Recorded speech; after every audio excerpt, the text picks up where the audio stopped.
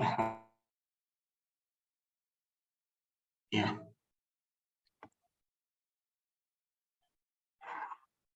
या, चलो।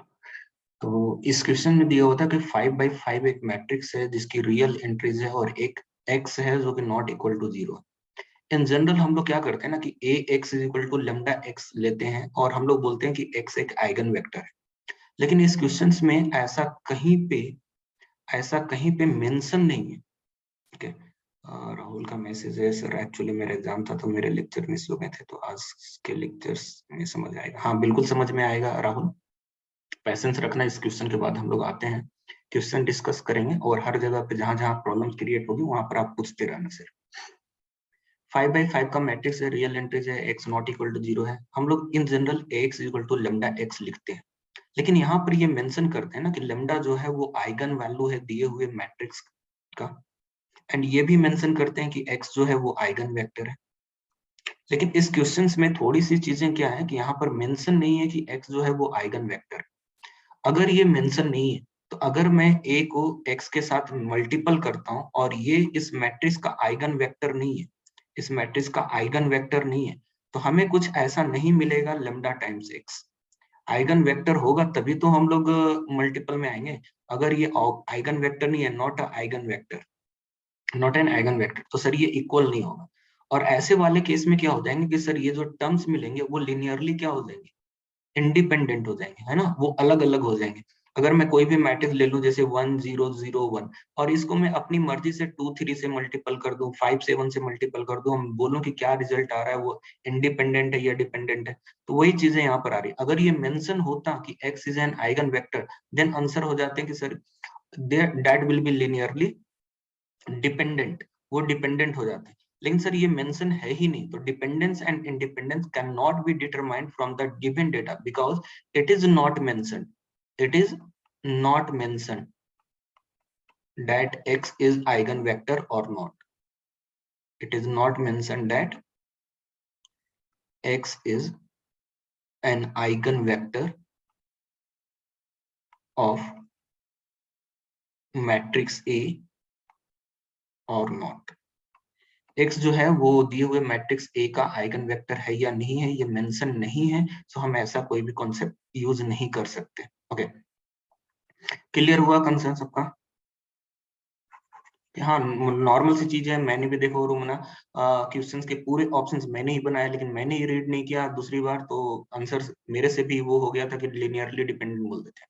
हाउएवर पूरे ऑप्शंस को जब पढ़ा उसके बाद मैंने क्लियर किया कि मैंने ही क्वेश्चन बनाया था जहां पर गलतियां लोग करें, और मैंने खुद से दोबारा 1 साल के बाद इस क्वेश्चन को पलट के देखा तो मैंने खुद से ही गलती कर दिया। तो वही चीजें हैं, हमें इन सब चीजों से लर्निंग लेनी है, और डजेंट मैटर एग्जाम के पहले गलती हो जाए, एग्जाम में गलती नहीं होना चाहिए। यही चीजें हमें ध्यान में रखनी है बस। ओके, अब हम लोग आते हैं वेक्टर अलजेब्रा एंड ज्योमेट्री पे। वेक्टर अलजेब्रा एंड ज्योमेट्री के चैप्टर्स में हम लोग बेसिक कॉन्सेप्ट्स पढ़े थे। ओके, अब यहाँ पर दिया हुआ है let two vectors u and v in a place are linearly independent. एक प्लेस पे दो वेक्टर u एंड v है एंड वो दोनों लिनियरली इंडिपेंडेंट है। They can not be collinear, वो दोनों कॉलिनियर नहीं हो सकते। दिस इज ट्रू स्टेटमेंट और फॉल्स स्टेटमेंट, क्या है आपका कहना? दोनों ही चीजों को बताता हूँ सर। लिनियरली इंडिपेंडेंट हम तब बोलेंगे जब कोई वेक्टर u जो है वो not equal to k times किसी वेक्टर v के इक्वल हो। ओके, किसी वेक्टर u की जो वैल्यू है वो नॉट इक्वल टू किसी वेक्टर k टाइम्स ub के इक्वल है, जहां पर k नॉट इक्वल टू 0 है, k की वैल्यू 0 नहीं है। तो ये हो गया लिनियरली इंडिपेंडेंट वाला केस। ओके, अब हम आते हैं कॉलिनियर पे। So two vectors are said to be collinear if they are parallel to each other. अगर दो वेक्टर्स के बारे में मैं बात करूं, दोनों वेक्टर लिनियरली, दोनों वेक्टर कॉलिनियर कहलाएंगे अगर ये दोनों एक दूसरे के पैरेलल हो। डायरेक्शन मैटर नहीं रखेगा, उनका मैग्नीट्यूड मैटर नहीं रखेगा, कोई बड़ा हो सकता है कोई छोटा हो सकता है, लेकिन all these vectors are collinear. अगर ये कॉलिनियर है तो आपको यहां से भी दिख रहा है ना कि सर हम किसी वेक्टर u को k टाइम्स वेक्टर v लिख सकते हैं अगर कॉलिनियर है तो। They can not be collinear, it mean linearly independent का case, and collinear not collinear का केस, दोनों क्या हो गए, सेम हो गए। So this statement is a true statement. ये जो स्टेटमेंट हो गया वो एक ट्रू स्टेटमेंट हो गया। नेक्स्ट हम लोग आगे बढ़ते हैं फिर। ओके, इस क्वेश्चन में क्या है, unit vector perpendicular to the both this and this, दो वेक्टर दिए हुए हैं, उन दोनों के परपेंडिकुलर मुझे यूनिट वेक्टर चाहिए। सर यूनिट वेक्टर वो वेक्टर होते हैं जिनके मैग्नीट्यूड 1 होंगे, जिनके मैग्नीट्यूड 1 होंगे। सर इसका मैग्नीट्यूड 1 है, इसका मैग्नीट्यूड 1 नहीं है, इसका भी मैग्नीट्यूड 1 नहीं है, तो दो ऑप्शन ऐसे ही चले गए, ये दोनों ऑप्शन बचे। सर डॉट प्रोडक्ट करना हमारे लिए अच्छा रहेगा क्योंकि डॉट प्रोडक्ट से टाइम जो होता है वो सेव हो जाता है। अगर मैं इस वेक्टर के साथ डॉट प्रोडक्ट करूं तो मुझे कितना मिलेगा, sir 2 into 1 2, -2 into 1 sir -2 and 1 into 1 sir +1। क्या ये डॉट प्रोडक्ट जीरो हो रहा है, क्या ये डॉट प्रोडक्ट जीरो हो रहे हैं, नहीं, तो सर डॉट प्रोडक्ट जीरो नहीं हो रहा है तो ये ऑप्शन में नहीं होगा। क्यों मैंने डॉट प्रोडक्ट बोला जीरो होना, क्योंकि सर ए डॉट बी का डिफिनीशन क्या है, ए डॉट बी का डिफिनीशन है mod of A mod of B cos theta, और परपेंडिकुलर के केस में अगर थीटा की वैल्यू मैं 90 डिग्री ले लूं तो सर कॉस थीटा की वैल्यू जीरो हो जाएगी, इसलिए डॉट प्रोडक्ट क्या आ जाएगा, जीरो आ जाएगा। मैंने डॉट प्रोडक्ट का हेल्प किया, इसमें देख लो 2 -2 -1 2 -2 -1, ये जीरो हो रहा है क्या, ये जीरो हो रहा है क्या, सर नहीं हो रहा है। तो अब इसमें से कोई भी ऑप्शन सही नहीं हो सकता, इसमें से कोई भी ऑप्शन सही नहीं हो सकता, जीरो हो ही नहीं रहा ना, ये भी जीरो नहीं हो रहा है, ये भी जीरो नहीं हो रहा। अगर परपेंडिकुलर होता तो सर ऑप्शंस में मैच करते, डॉट प्रोडक्ट जीरो हो रहा होता, तो यहाँ पर तो कोई जीरो नहीं हो रहा है। ओके, चलो क्वेश्चन को करेक्ट करने की कोशिश करते हैं, कि करेक्ट करके देखते हैं कि क्या करेक्ट आता है। अब करेक्ट करने की कोशिश करते हैं कि इस क्वेश्चन में क्या होता है। सो लेट्स से कि सर सबको पहले यूनिट वेक्टर बना लो, हो सकता है क्वेश्चन बहुत पुराना है तो इसमें टाइपिंग मिस्टेक हो सकती है, तो मैंने चलो सब जगह में ऐसा स्क्वायर रूट लगाने की कोशिश की। अगर स्क्वायर रूट लगाऊं तो सर ये दोनों ऑप्शन सेम हो जाएंगे, इस ऑप्शन को मैच करके कोशिश करते हैं कि ये ऑप्शन सेम है या नहीं। इसको भी अगर डॉट प्रोडक्ट कर लें, मैं दिख नहीं रहा, अच्छा चलो ठीक है, अब दिख रहा हूँ मैं। लाइट ऑन करना पड़ेगा थोड़ा, एक मिनट।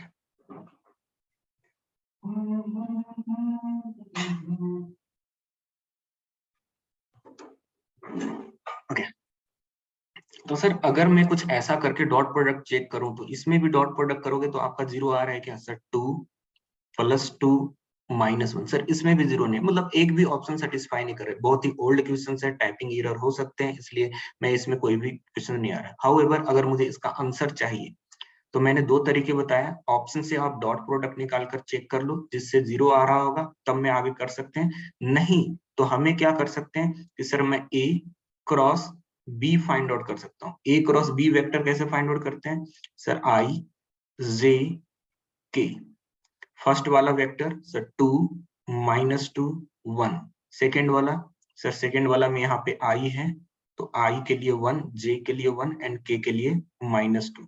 अब ये जो वेक्टर्स आएगा, मान लीजिए इस वेक्टर का नाम सी है, हमसे क्या पूछा, यूनिट वेक्टर, हमसे पूछा यूनिट वेक्टर, तो यूनिट वेक्टर कैसे निकालेंगे, सी कैप, जो भी वेक्टर हमने सी कैलकुलेट किया है उस सी वेक्टर को उसी के मैग्नीट्यूड से डिवाइड कर लेंगे, उसी के मैग्नीट्यूड से डिवाइड कर लेंगे, that will be the answer. समझ में आ गया सबको, यस। नीचे वाला क्वेश्चन देख लो, among the following the pair of vectors orthogonal to each other, orthogonal का भी मतलब होता है परपेंडिकुलर होना, ऑर्थोगोनल का मतलब होता है परपेंडिकुलर होना, बताइए कौन सा परपेंडिकुलर है, किसका डॉट प्रोडक्ट जीरो आएगा, सर इन दोनों का डॉट प्रोडक्ट जीरो नहीं आएगा, इन दोनों का dot product 1 into 0 0, 0 into 5 0, 2 into 0 0, dot product देखो इसका जीरो आ रहा है, हाँ सर ये है। इनका डॉट प्रोडक्ट जीरो हो रहा है क्या, sir 1 into 1 0 into 1 0 into 0, sir ये नहीं हो रहा है। इसका डॉट प्रोडक्ट जीरो हो रहा है क्या, सर -1 -1 -1, ये नहीं हो रहा है। एक ही डॉट प्रोडक्ट जीरो हो रहा है, 1 into 0 0 into 5 2 into 0, sir this is the answer, ये हो गया आंसर हो गया।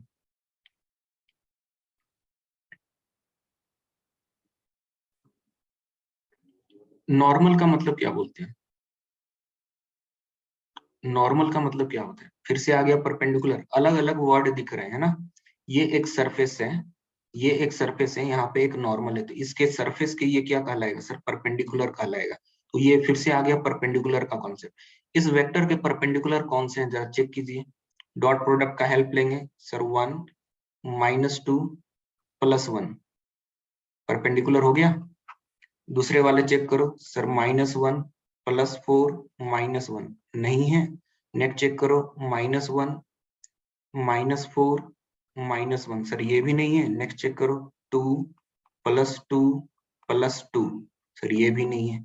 एक ऑप्शन मैच किया है ना। नाउ इस क्वेश्चन पे आइए, there is a vector x1, there is another vector x2 are transformed into y1 is equal to ax1 and y2 is equal to ax2 using an orthogonal matrix A। एक orthogonal matrix दिया हुआ है, इसके through हम इसको transform कर रहे हैं। The cosine of the angle between y1 and y2 is, y1 and y2 के बीच के cos की वैल्यू कितनी होगी। अच्छा, आपको ये चीज समझने की जरूरत है, ये ऑर्थोगोनल मैट्रिक्स क्या करेगा किसी मैट्रिक्स किसी के ऊपर। ऑर्थोगोनल मैट्रिक्स क्या करेगा किसी ट्रांसफॉर्मेशन के ऊपर। जैसे y1 is equal to ax1 दिया हुआ है, ये क्या करेगा जरा मल्टीपल करके देखो कि अगर मैं यहाँ पर मल्टीपल कर देता हूँ 5 -2 1 के साथ, तो रिजल्ट क्या निकल कर आएंगे। सर पहले तो 1/3 कॉमन है, तो 1/3 को आप बाहर ही रख दो तो बेटर रहेगा, कैलकुलेशन आसान हो जाएगा। 5 2 10, 10 -2 सर 8, 8 + 2, 8 + 2 10 हो गए ये। दूसरे में आइए सर -10 -4, -10 -4 -14 +1 -13 हो रहे हैं ये। लास्ट वाले पे जाइए +5 -4 एंड -2 -1 हो रहे हैं। देखो सबका सेम आ रहा है, सबका सेम आ रहा है। Column sum is equal to 1, कहां से बोल रहे हो ये column sum is equal to 1। Orthogonal होगा तो column sum is equal to 1 आएगा। अच्छा ठीक है, अब ये वाली चीज जो निकल कर आ रही है इसका जरा डॉट प्रोडक्ट करके बताओ, इसका डॉट प्रोडक्ट करके बताओ इसके साथ कितना आ रहा है आपका। देखो जरा कितने आ रहे हैं।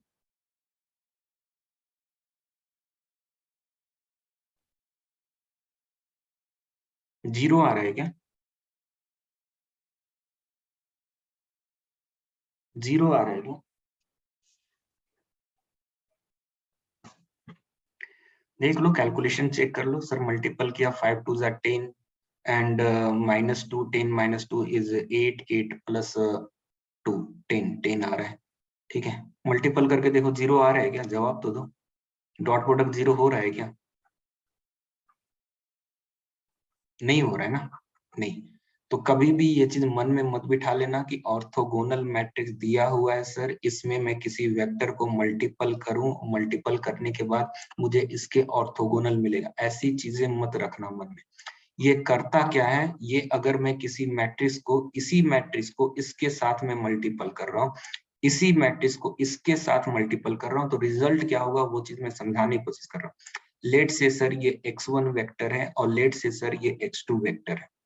इन दोनों वेक्टर को मैं किसी मैट्रिक्स A के साथ, जो कि एक ऑर्थोगोनल मैट्रिक्स है, उसको मल्टीपल करने के बाद मुझे एक नया वेक्टर y1 मिल रहा है और एक नया वेक्टर मुझे y2 मिल रहा है। तो ये चीज आपको ध्यान में रखना है कि जो एंगल इन दोनों के बीच में बन रहा था वही एंगल इन दोनों के बीच में बनेगा, एंगल्स में वो चेंजिंग नहीं आएंगी। जब ये एंगल्स में चेंजिंग नहीं आएंगी तो क्या मैं कुछ ऐसा चेक करके बोल सकता हूँ कि जो y1 एंड y2 के बीच में एंगल पूछा है वो same angle x1 and x2 के बीच में होगा। और अगर x1 एंड x2 के बीच में सेम एंगल होंगे तो सर मैं डायरेक्टली उसके ऊपर वर्क कर लूं, मैं इस ऑर्थोगोनल को छोड़ दूं। और अगर ऑर्थोगोनल को छोड़ देना है तो cos थीटा की वैल्यू आप कैसे निकालोगे। सर cos थीटा की वैल्यू निकालेंगे a dot B upon mod of vector a into mod of vector b। तो a डॉट बी जरा इन दोनों का डॉट प्रोडक्ट कर लो, इन दोनों का डॉट प्रोडक्ट कर लो। सर 5 4 जा 20 +2 +2 कितने हो गए ये सर 24 हो गए हैं, यहाँ पे 24 हो गए हैं, है ना। नीचे में आइए मैग्नीट्यूड की बात कीजिए, 25 + 4 29 + 1 स्क्वायर रूट ऑफ 30 आ गया ये। दूसरे वाले में देख लो सर 4 4 जा 16 + 4 20 + 1 21 हो गए ये, 21 हो गए ये। अब इन दोनों से सॉल्व करने की कोशिश करें कि कितने आ रहे हैं। Sir square root of 30, square root of 30 क्या बन जाएगा sir, square root of 10 square root of 3। Square root of 21 क्या बन जाएगा? Square root of 7 square root of 3। तो ये square root of 3 square root of 3 क्या बन जाएगा? 3। 24 को 3 से डिवाइड करेंगे, 24 को 3 से डिवाइड करेंगे तो सर यहाँ पे 8 बनेगा, और यहाँ पर क्या बच रहा है फिर? रूट 70 बच रहा है। तो 8 अपॉन रूट 70 आ गया। क्लियर हुआ सबको? ऑर्थोगोनल मैट्रिक्स में अगर हम दो वेक्टर्स को मल्टीपल करते हैं, सेम ऑर्थोगोनल मैट्रिक्स में दो वेक्टर को मल्टीपल करते हैं, तो जो नया वेक्टर मिलता है उसके बीच का एंगल और दिए हुए दो वेक्टर के बीच का एंगल ऑलवेज सेम रहता है, वो प्रिजर्व रहता है, चेंज नहीं होता है। इसलिए कॉस थीटा की वैल्यू भी हम उसी के थ्रू डायरेक्टली निकाल सकते हैं विदाउट मल्टीपल किए हुए। मल्टीपल करके निकालोगे तब पर भी उतने ही आने वाले हैं, वो चेंज नहीं करेगा, वो चेंज नहीं करेगा। So final answer is 8 upon root 70। Clear हुआ सबको?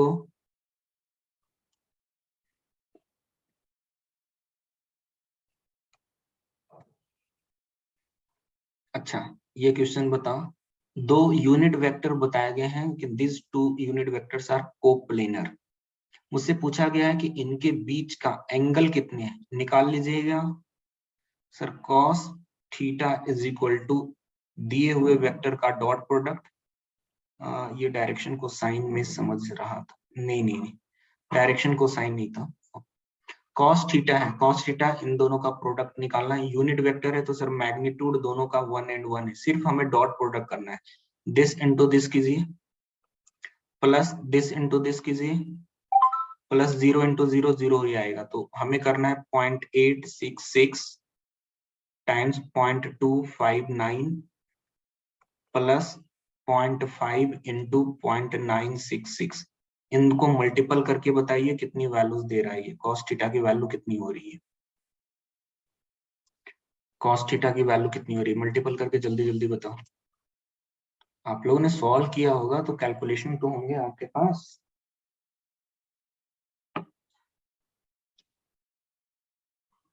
सी आ रहा है, ओके, इट मीन्स 1/√2 के अप्रोक्सीमेटली आ रहा है। तो आपने बोला कि सर थीटा की वैल्यू 45 डिग्री हो रही है, ठीक है भाई, चलो मैंने चेक नहीं किया, मैं डायरेक्टली बोल रहा हूँ, आपने जो बोला है मैंने डायरेक्टली टिक कर दिया वहां पे। इसके ऊपर आइए, IN 2005 का क्वेश्चन है। RT has a constant magnitude, एक वेक्टर है RT और इस RT वेक्टर का मैग्नीट्यूड जो है वो कांस्टेंट है। अगर इसका मैग्नीट्यूड कांस्टेंट है तो इनमें से कौन सा स्टेटमेंट सही है, इसमें से कौन सा स्टेटमेंट सही है? देखो कोई भी कांस्टेंट वाला वेक्टर ले लें। सर एक मैं कांस्टेंट वाला RT वेक्टर ले लेता हूँ, देखना जरा कांस्टेंट है या नहीं, क्योंकि मुझे फंक्शन ऑफ t के टर्म में चाहिए, तो मैं लिख लेता हूँ cos t plus iota sin t। क्या ये वेक्टर कांस्टेंट मैग्नीट्यूड का है? इसका मैग्नीट्यूड निकालोगे तो क्या आएगा, इसका मैग्नीट्यूड निकालोगे तो क्या आएगा, बोलो जरा। सर मैग्नीट्यूड 1 आएंगे, ओके, इसका मैग्नीट्यूड 1 आएंगे। अब मुझे बोला है एक तो dr अपॉन dt की हर जगह पे डिस्कशन हो रही है, तो मैं इसका dr upon dt find out कर लेता हूँ कि dr अपॉन dt कितने हो जाएंगे। अगर मैं dr upon dt find out करूँ तो cos का differentiation minus sine and sine का डिफरेंशिएशन cos हो जाएगा। जरा इन दोनों का डॉट प्रोडक्ट करके देखो क्या आएगा। सर डॉट प्रोडक्ट करोगे 0 आ जाएगा, ऑप्शन ए सही हो गया, ऑप्शन ए सही हो गया। सर क्रॉस प्रोडक्ट करें, करके देखें, यहाँ पर तो कुछ टाइपिंग एरर ही है, क्योंकि r डॉट r dr अपन dt यहाँ पे हो नहीं सकता। r क्रॉस r की वैल्यू dr अपन dt के इक्वल है, ऐसा चेक करना है मुझे। अगर r को r के साथ क्रॉस प्रोडक्ट करूँ, सेम वेक्टर को अगर आप सेम वेक्टर के साथ क्रॉस प्रोडक्ट करोगे तो ये ऑलवेज क्या रिजल्ट देगा,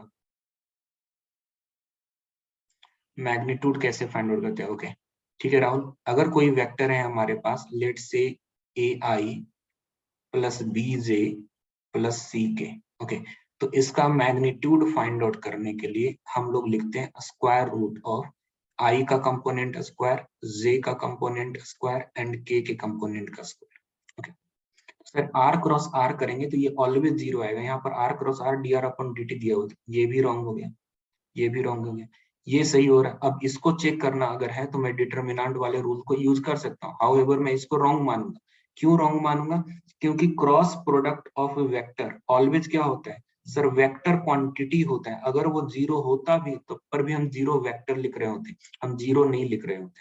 सो ये भी रॉन्ग हो जाएगा, इसलिए हमने जो ऑप्शन सेटिस्फाई किया मैं उसके ऊपर होल्ड करके आगे बढ़ रहा हूँ ना। इसके ऊपर आइए, मैकेनिकल का क्वेश्चन, इसका आंसर बताओ क्या है आपका, क्योंकि क्लास में इसके कॉन्सेप्ट कराए हुए हैं ज्योमेट्री वाले में।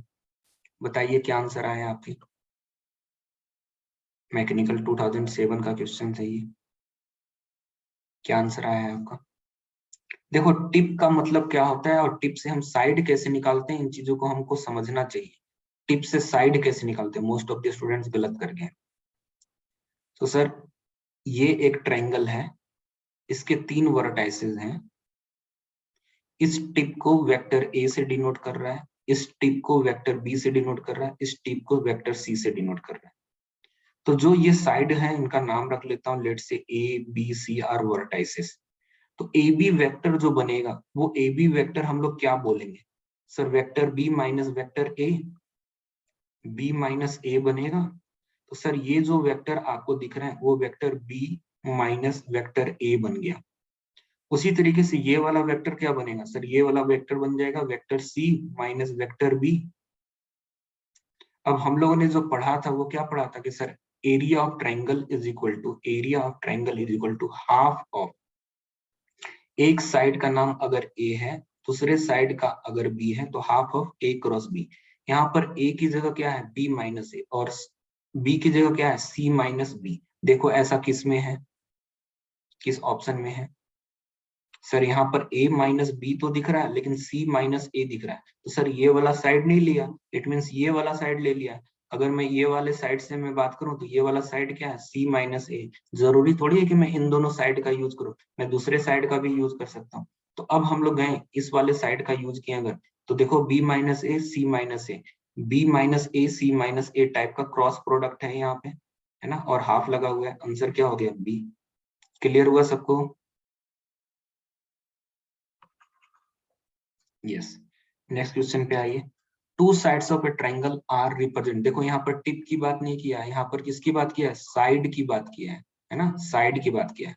तो पूछा है area in magnitude of the triangle, area बताइए, वो भी मैग्नीट्यूड में बताइए कि कितना एरिया होगा उन दोनों साइड से जो ट्रायंगल बन रहे हैं। तो area is equal to half of mod of A cross B. Sir A cross B कैसे फाइंड आउट करना है, ए क्रॉस बी डिटर्मिनेंट वाले रूल से फाइंड आउट करना है। मैं यहाँ पर आई जे के लिख दिया। फर्स्ट वाले वेक्टर सर 1 1 1, सेकेंड वाले वेक्टर -1 -1 1, इसका डिटर्मिनेंट फाइंड आउट करके देखो सर, आई 1 माइनस माइनस प्लस 1, तो सर यहाँ पे 2 आ गया, माइनस जे लिखा 1 माइनस माइनस प्लस 1, फिर से 2 आ गए, फिर के पे चला गया मैं, इसके ऊपर आया सर सेम माइनस, सर ये 0 बन गया, है ना। तो हमें जो मिल रहे हैं वो क्या मिल रहे हैं सर, 2i माइनस 2j मिल रहे हैं। ये आ गया a क्रॉस b। इस a क्रॉस b का मैग्नीट्यूड कितना होगा मेरे भाई, इस a क्रॉस b का मैग्नीट्यूड फाइंड आउट कर रहा हूँ, 2 का स्क्वायर 4 माइनस 2 का स्क्वायर अगेन 4, तो 4 प्लस 4 8, एंड 8 का स्क्वायर रूट, 8 का स्क्वायर रूट हो गया 2√2। तो यहाँ पर ये वैल्यूज आ गई 2√2, एंड उसको डिवाइड किससे करना है, डिवाइड करना है 2 से, तो 2 से डिवाइड हो गया, कितने बच गए ये √2 बच गए। सी कहाँ गलती हो रही थी,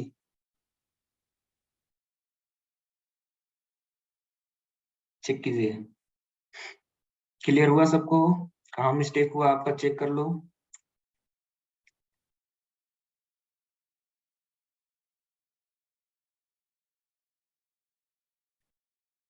डिवाइड करना था ना, हमने तो सिर्फ क्रॉस फाइंड आउट किया आपने, इसलिए आपका आंसर गलत आ रहा है। हमें 2 से डिवाइड भी तो करना है, क्योंकि ए क्रॉस बी पैरेललोग्राम का एरिया होता है, ट्रायंगल का एरिया कितना, तो ट्रायंगल का एरिया पूछा है ना यहाँ पे, तो ट्रायंगल का area half of A cross B का मॉड होता है। तो डिवाइड करना है, ये क्वांटिटी आई उसको 2 से डिवाइड किया, डिवाइड करने के बाद √2 आ गया। ये सब माइनर मिस्टेक से बचना है अपने को। नेक्स्ट ये क्वेश्चन पूछा गया है, एक वेक्टर ए दिया हुआ है, एक वेक्टर बी दिया हुआ है, पूछा है इन दोनों बीच के एंगल कितना है डिग्री में। आई थिंक कि आप लोग कर लोगे, क्योंकि हमने बहुत सारे क्वेश्चंस ऐसे कर चुके हैं। नेक्स्ट इसके ऊपर आइए, which of the following is true for all choices of vector P Q R. P Q R के चॉइस के वेक्टर के लिए इनमें से कौन से ट्रू हैं, एक और नीचे दिया हुआ है, ये भी एक ऑप्शन है। ओके, सबसे पहले यहाँ पर ट्रिपल वेक्टर प्रोडक्ट की बात आ रही है, तो मैं यहाँ पर कुछ आपको बता दूं। A cross B cross C, लिख लीजिएगा इस चीज को, is equal to A dot C B minus A dot B C, इसके इक्वल होता है। A cross B cross C की वैल्यूज इसके इक्वल होती है। ध्यान में रखिएगा, जो ब्रैकेट लगा हुआ है उसका काफी इंपॉर्टेंस है। अगर यहाँ से मैं ब्रैकेट लगा के यहाँ पे लगा लूंगा तो आंसर चेंज हो जाएगा, फिर ये वाला नहीं बनेगा। तो उसी ब्रैकेट का बहुत इंपॉर्टेंस है, ठीक है, इस ब्रैकेट का काफी इंपॉर्टेंस है, इसी के अकॉर्डिंग ही हम ये फॉर्मूला लिख रहे हैं। ओके, सो अगर हमें कुछ ऐसा इस वाले ऑप्शन पे जाओगे, इस वाले ऑप्शन पे जाओगे तो आप क्या लिखोगे, P dot R vector Q minus P dot Q vector R plus इसके ऊपर आओगे Q dot P vector R minus Q dot R vector P plus R dot Q vector P minus R dot P vector Q। Okay, अब देखो जरा कुछ cancel out हो रहा है क्या इसमें? सर मैं P डॉट R बोलूं या R डॉट P बोलूं, दोनों सेम होंगे क्या? P डॉट R और R डॉट P दोनों सेम होंगे क्या? यस, दोनों सेम होंगे, तो ये दोनों कैंसिल आउट हुए। P डॉट Q और Q डॉट P, सर ये दोनों भी सेम हो गए। Q dot R and R dot Q, ये दोनों भी सेम, तो ये कैंसिल आउट होने के बाद क्या बन रहा है सर? ये 0 बन रहा है। So correct answer is option D. Okay, अब ये बताने लायक क्वेश्चन नहीं है, cross product of two vector. I think ये आप लोग खुद से कर लेंगे, क्रॉस प्रोडक्ट निकाल लेंगे, ठीक है। नेक्स्ट क्वेश्चन पे आइए। The inner, it means dot product of two vector P and Q is 0. The angle between the two vector is, civil 2008 का क्वेश्चन है। जब दो वेक्टर का डॉट प्रोडक्ट 0 होगा तो उनके बीच का एंगल कितना होगा? 90 degree. 90 degree sir, dot product बोला है, क्रॉस थोड़ी बोला है, डॉट प्रोडक्ट बोला है। ए डॉट बी की वैल्यू 0 है, ए डॉट बी की वैल्यू 0 है, तो sir A B cos theta की वैल्यू 0 हो गई, कॉस थीटा की वैल्यू 0 होगी, तो थीटा क्या हो जाएगा? 90 डिग्री हो जाएगा ना। नेक्स्ट क्वेश्चन आओ। एक फोर्स दिया हुआ है, बोला है कि किसी पॉइंट पे वो लग रहा है, उस पोजीशन वेक्टर, उसका पोजीशन वेक्टर भी दिया हुआ है। मुझसे पूछा है मैग्नीट्यूड ऑफ टॉर्क बताइए अबाउट द ओरिजिन, मतलब ओरिजिन से उस पॉइंट तक कनेक्ट करेंगे, उसके बाद हम डिसाइड करेंगे पोजीशन वेक्टर क्या है, एंड उसी के अकॉर्डिंग हम टॉर्क बोलते हैं। तो टॉर्क की वैल्यू क्या होती है भाई? Torque is equal to R cross F होता है। मुझे टॉर्क का मैग्नीट्यूड पूछा है, इट मींस हमसे क्या पूछा है कि आर क्रॉस एफ का मैग्नीट्यूड बता दो। हो जाएगा ये क्वेश्चन। यस, नेक्स्ट क्वेश्चन पे आइए। पूछ रहा है कि के क्रॉस जे की वैल्यू कितनी होगी, बताइए इसका आंसर बताइए जल्दी से। के क्रॉस जे की वैल्यू कितनी होगी? सर जे क्रॉस के बोलता तो आई बोलते, सो के क्रॉस जे बोला है तो माइनस आई बोलेंगे, फिनिश हो गया। नेक्स्ट क्वेश्चन, ये क्वेश्चन क्लास में कराया हुआ है। Cos square alpha plus cos square beta plus cos square gamma की वैल्यू कितनी होगी? सी, इनकी वैल्यूज कितनी होगी? 1 होती है ना। आंसर हो गया सी। नेक्स्ट क्वेश्चन पे आइए। A plane contain the following 3 points, ये 3 पॉइंट्स कनेक्ट कर रहा है ना। The vector perpendicular to the above plane can be represented as, ध्यान में रखिए ये 3 पॉइंट है ना, ये 3 पॉइंट है। तो क्या मैं इन 3 पॉइंट की हेल्प से 2 वेक्टर बना सकता हूँ या 3 वेक्टर बना सकता हूँ? सर वेक्टर तो बना ही सकते हैं ना। अगर मुझे ये वाला वेक्टर बनाना है तो एक्स कोऑर्डिनेट का डिफरेंस 3, 3i y कोऑर्डिनेट का डिफरेंस 2, सो -2j। नेक्स्ट सर k, ये एक वेक्टर मिल गया।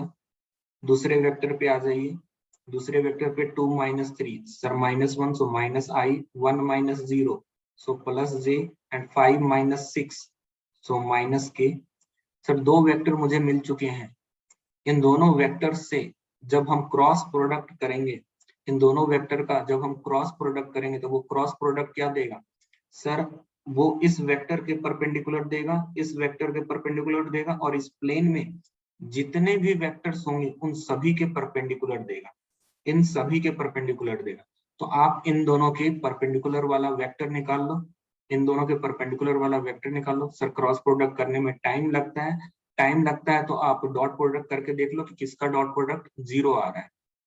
3 - 4 + 1 सर 0 आ गया। इससे देख लो सर, -1 + 2 -1 0 आ गया। इससे अगर चेक करूं तो नहीं हो रहा है, इससे चेक करूं तो नहीं हो रहा है, बाकी किसी से नहीं हो रहा है, सिर्फ एक ही ऑप्शन से हो रहा है, तो मैं इसी को आंसर मान लूं। क्रॉस प्रोडक्ट करने में टाइम लगेगा, लेकिन मैं इससे तो डायरेक्टली फाइंड आउट कर सकता हूँ कि डॉट प्रोडक्ट चेक कर लो, क्योंकि अगर परपेंडिकुलर हुआ तो परपेंडिकुलर होगा तो डॉट प्रोडक्ट 0 होगा, इसलिए मैं डॉट प्रोडक्ट आसानी मांगता हूँ। क्रॉस प्रोडक्ट करने में डिटरमिनेंट लिखो, सॉल्व करो, टाइम कंज्यूम होता है, इसमें डॉट प्रोडक्ट से तुरंत चेक हो जाता है। ओके, इस क्वेश्चन पे आइए। A and B are two arbitrary vectors with magnitude A and B. A cross B mod whole square will be, A cross B के मैग्नीट्यूड का होल स्क्वायर किसके इक्वल होगा? सिविल इंजीनियरिंग 2011 का question है मेरे भाई, बताओ आंसर क्या है आपका, बोलिए कौन सा आंसर है? A क्रॉस B का मॉड होल स्क्वायर, क्या मैं ऐसा लिख लूं? A B sine theta, and sir इसका स्क्वायर कर लें, सही है ये? क्योंकि ए क्रॉस बी क्या होता है सर? ए क्रॉस बी होता है A B sine theta n cap, और एन कैप क्या होता है सर? यूनिट नॉर्मल वेक्टर होता है। अगर मैं इसका मैग्नीट्यूड निकालूं तो आप इसका एब्सोल्यूट वैल्यू लोगे और यूनिट वेक्टर का मॉड लोगे। यूनिट वेक्टर का मॉड कितना सर? ये 1, तो बचा क्या? ए बी साइन थीटा, और उसका स्क्वायर, तो ए बी साइन थीटा का होल स्क्वायर लिख लिया मैंने। अब ए बी साइन थीटा का होल स्क्वायर है तो मैं इसको लिख सकता हूँ a square b square sine square theta. Okay, अब सर मुझे ऑप्शन में ना डॉट डॉट दिख रहा है, और डॉट वाले में क्या होता है सर? डॉट वाले में कॉस थीटा आता है, तो हमारा मन कर रहा है ऐसा कि इसको कॉस वाले में कन्वर्ट कर लो, तो 1 - कॉस स्क्वायर थीटा लिख लिया। तो ये कैसा बन जाएगा सर? ये बन जाएगा a square b square minus a square b square cos square theta. बहुत अच्छे, सबका आंसर आ रहा है सर। ये बन जाएगा a square b square minus a B cos theta का होल स्क्वायर, और ए बी कॉस थीटा क्या बनेगा sir? A B cos theta बन जाएगा ए डॉट बी, तो ये बन गया ए डॉट बी, एंड उसका क्या है? उसका भी स्क्वायर है। देख लो ऑप्शन कौन से मैच कर गए? ऑप्शन ए मैच कर गए। क्लियर हुआ?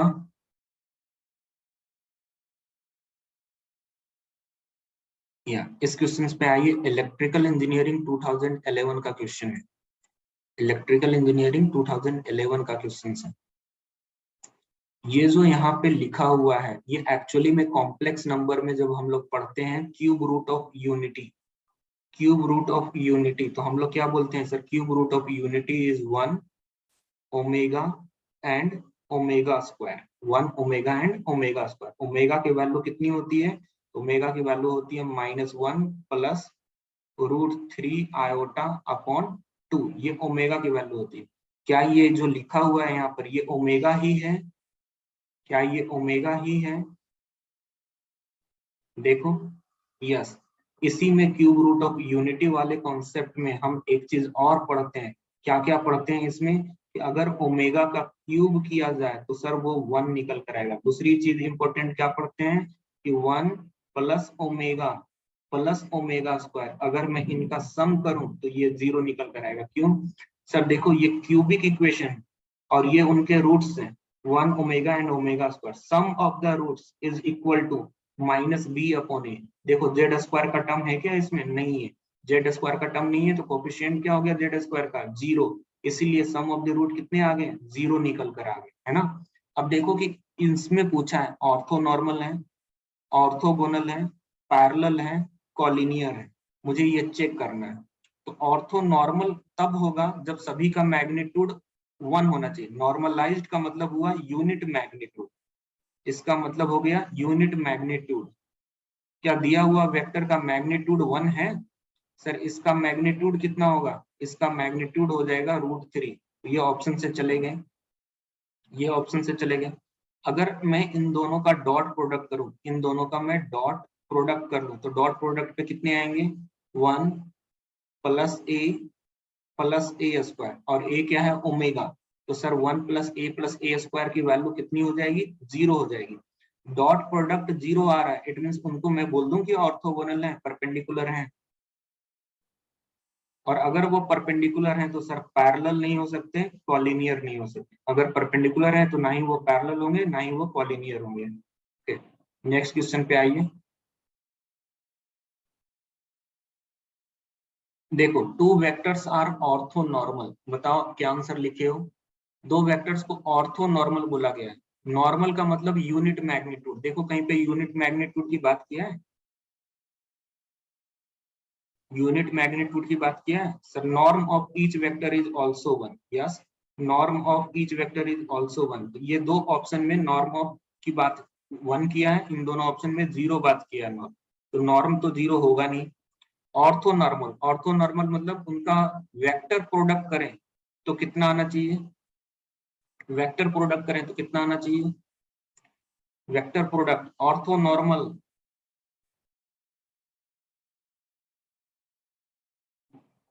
भैया एक वेक्टर है ए और एक वेक्टर है बी, इन दोनों का क्रॉस प्रोडक्ट कर रहे हैं। इन दोनों का क्रॉस प्रोडक्ट लिखेंगे mod of vector A, mod of vector B, mod of vector B sine theta n cap, sine theta n cap. Ortho का मतलब हुआ परपेंडिकुलर, तो थीटा की वैल्यू मुझे लेनी है 90 डिग्री। थीटा की वैल्यू लेनी है 90 डिग्री। तो मॉड ऑफ ए, सर बोला गया है कि वो नॉर्मलाइज्ड है, मतलब मैग्नीट्यूड 1 है, ये भी 1 है, साइन 90 डिग्री की वैल्यू भी 1 होती है, तो इन सबका प्रोडक्ट कितना आ जाएगा?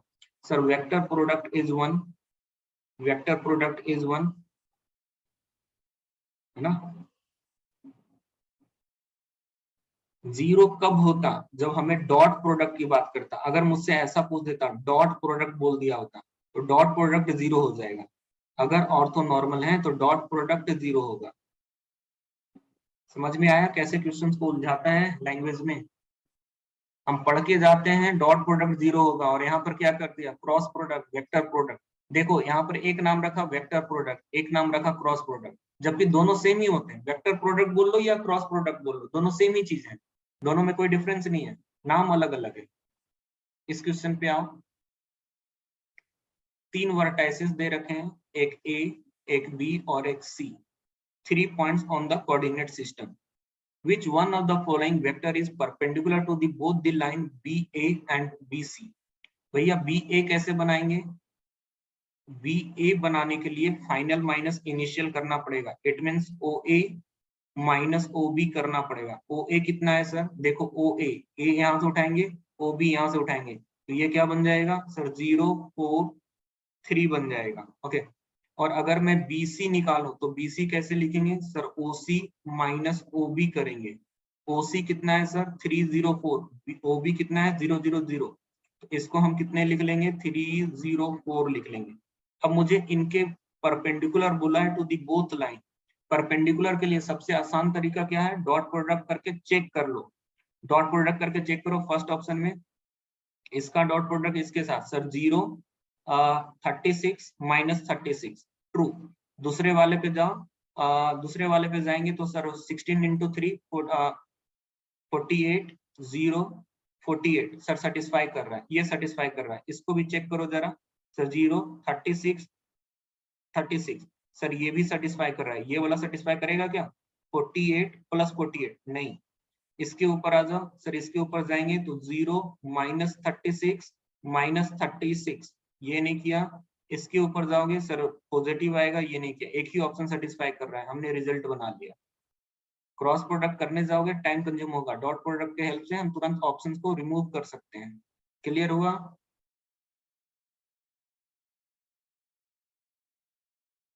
जी, अब इस क्वेश्चन पे आइए। एक ओपी है, एक ओआर है। हमसे पूछा है कि ये जो ओपी क्यू आर पैरालेलोग्राम बन रहे हैं, उस पैरालेलोग्राम का एरिया कितना होगा? एरिया कितना होगा? तो सर पैरालेलोग्राम का एरिया क्या बोलते हैं? Mod of any two consecutive side, any two consecutive को इनिशियल वेक्टर, एनी टू को इनिशियल वेक्टर, एक ही पॉइंट से इनिशिएट होने वाले दो वेक्टर, उनका क्रॉस प्रोडक्ट।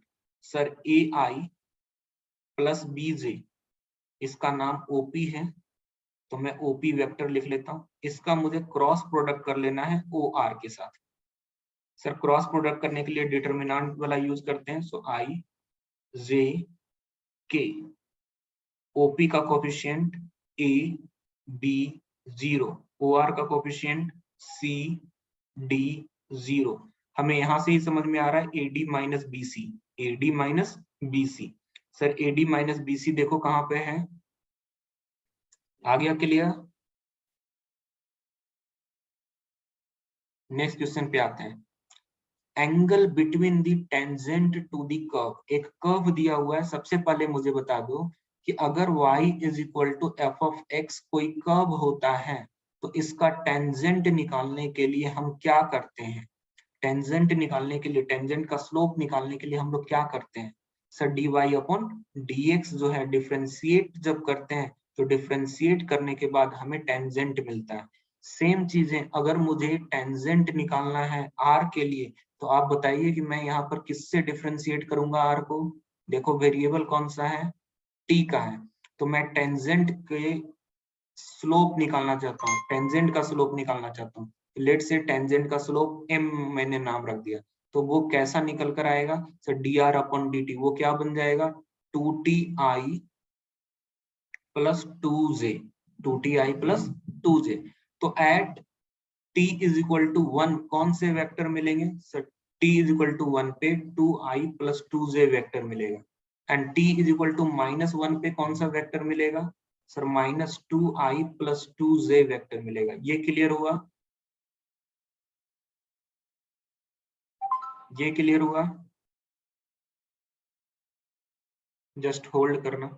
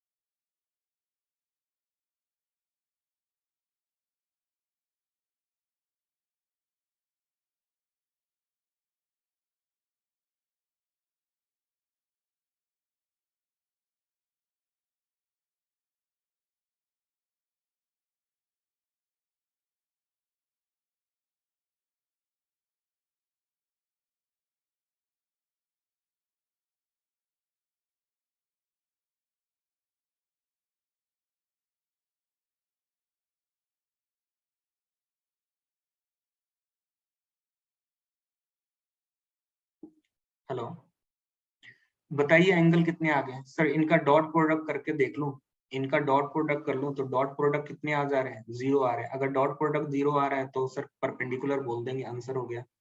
चलो इस क्वेश्चन को पढ़ लो, फिजिक्स 2012 का क्वेश्चन है। अपने को तो क्वेश्चन करने से मतलब है। एक वेक्टर दिया हुआ ए, दूसरा वेक्टर दिया हुआ है बी।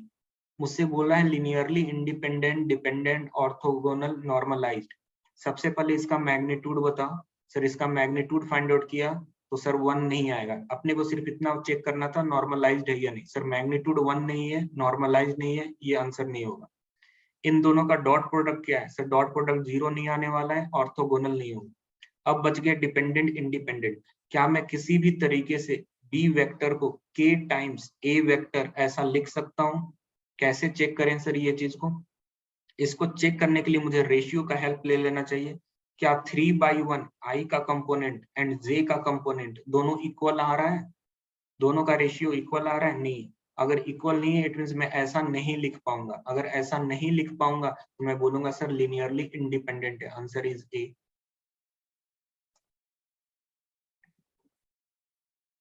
अब ये क्वेश्चंस मुझे बताने लायक लग नहीं रहा है। आई थिंक ये आप लोग खुद से कर लोगे। एक वेक्टर ए दिया है, एक वेक्टर बी दिया हुआ है, क्रॉस प्रोडक्ट पूछा है, क्रॉस प्रोडक्ट कर लेंगे आप। Value of k for which this vector are orthogonal. अगर ये दोनों वेक्टर एक दूसरे के परपेंडिकुलर हैं तो मुझे k की वैल्यू बताइए। बताइए k की वैल्यू कितनी आ रही है? कितनी आए k की वैल्यू? सर डॉट प्रोडक्ट करनी है तो, क्योंकि ऑर्थोगोनल बोला है, ऑर्थोगोनल का मतलब हो गया थीटा 90 डिग्री, और थीटा 90 डिग्री हो गया इट मींस डॉट प्रोडक्ट 0 आ जाएगा। जब मैं a डॉट b को 0 करूंगा तो क्या रिजल्ट देगा sir? 2k minus 12 is equal to 0। इससे k की वैल्यू कितनी हो जाएगी? k की वैल्यू 6 हो जाएगी। फिनिश हो गया क्वेश्चन। नेक्स्ट क्वेश्चन देख लो। नेक्स्ट क्वेश्चन है एग्रीकल्चर इंजीनियरिंग 2015 का। मुझसे पूछा है distance between two vectors p and q। दो वेक्टर के पोजीशन वेक्टर दिए हुए हैं। पोजीशन मतलब उस पॉइंट का कोऑर्डिनेट दिया गया है। एक पॉइंट का कोऑर्डिनेट जो है वो -2, 3, 4 है। दूसरा पॉइंट है q एंड q का जो कोऑर्डिनेट दिया हुआ है वो 4, 5, 7 दिया हुआ है। अब इन दोनों के बीच का डिस्टेंस पूछा है कि ये डिस्टेंस कितने होंगे। फाइंड करके बताओ डिस्टेंस। डिस्टेंस फार्मूला क्या होता है दो पॉइंट के बीच का? सर डिस्टेंस निकालना है तो हम लोग कुछ ऐसे लिखेंगे, x2 minus x1 whole square plus y2 minus y1 whole square plus z2 minus z1 whole square. ये दो पॉइंट के बीच का डिस्टेंस हो गया। तो sir x2 minus x1 4 minus minus plus 2 6, 6 का square 36 plus y2 minus y1 5 minus 3 2, 2 का square 4 plus 7 minus 4 7 minus 4 3, 3 का स्क्वायर 9। तो ये बन गया sir square root of 49 and square root of 49 की वैल्यू 7 होती है। सो आंसर हो गया 7। इस क्वेश्चन पे आइए। इसको आप लीनियर अलजेब्रा में भी सोच सकते हो और वेक्टर में भी सोच सकते हो। वर्ड यूज किया है वेक्टर, इसलिए मैंने इसको वेक्टर में रख लिया है। बोला गया है कि 3 वेक्टर्स हैं, ये एक वेक्टर है, 2 वेक्टर और ये एक, तो 3 वेक्टर आपके सामने रखे हुए हैं। बोला गया लिनियरली डिपेंडेंट है तो x की वैल्यू बताइए। अगर 3 वेक्टर लिनियरली डिपेंडेंट हुआ तो उससे बनने वाला डिटरमिनेंट कितना होगा बताओ। अगर 3 वेक्टर्स डिपेंडेंट है एक रो का यूज करके या एक कॉलम का यूज करके, बाकी के 2 कॉलम को मैं 0 कर पाऊं तो उसकी डिटरमिनेंट कितनी हो जाएगी? 0 हो जाएगी। तो आप लिख लीजिए 1 2 1 x 6 x 3 4 2। ऐसा लिख के डिटरमिनेंट 0 किया, डिटरमिनेंट 0 करके x की वैल्यू निकाला, निकल जाएगी। यस। Next question. एक कैड मॉडल की बात कर रहे हैं, मैकेनिकल वाले, मैकेनिकल एंड सिविल वाले। कैड मॉडल की बात कर रहे हैं, कंप्यूटर ऑटोमेटेड डिजाइन या ऑटोकैड वाला डिजाइन वाले जो टॉपिक्स होते हैं उसमें ये कंसीडर करते हैं लोग। लेकिन मैं सिंपली जानता हूँ मैथ लग रहा है भैया, मैथ लगा लो, क्वेश्चन सॉल्व कर लो। ठीक है, कॉन्सेप्ट क्लास में करवा रखा हूँ इसलिए कर सकते हो। एक पॉइंट है P1, एक पॉइंट है P2, एक पॉइंट है P3। ये तीनों पॉइंट मिलकर एक ट्रायंगुलर फेस शीट बना रहे हैं, एक 3D में एक ऐसा शेप बना रहा है। मुझे इसका एरिया पूछा है, निकाल लोगे?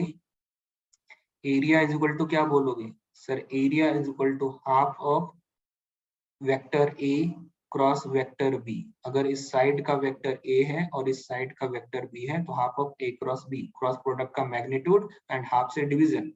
1.00 है, 1.110 है, 1.111 है।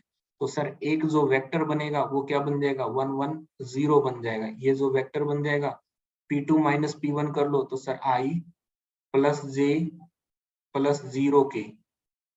दूसरे वाले वेक्टर को निकाल लो। सर मैं इन दोनों का यूज कर लेता हूँ तो I plus J plus K। मैंने क्या किया? इन दोनों का यूज किया। मैंने क्या किया? इन दोनों का यूज किया, क्योंकि एक 0 है तो इन दोनों का यूज और इन दोनों का यूज करना आसान होगा। ऐसा बन गया। इन दोनों का क्रॉस प्रोडक्ट करके हाफ से डिवाइड कर लेना, मैग्नीट्यूड निकाल के हाफ से डिवाइड कर लेना, आंसर आ जाएगा आपको। Okay, two sides of a parallelogram are given by this vectors, area of parallelogram हो जाएगा। कितने क्वेश्चंस करेंगे ऐसे हम लोग क्लास में? कर लेंगे ना, क्रॉस प्रोडक्ट ही तो करना है।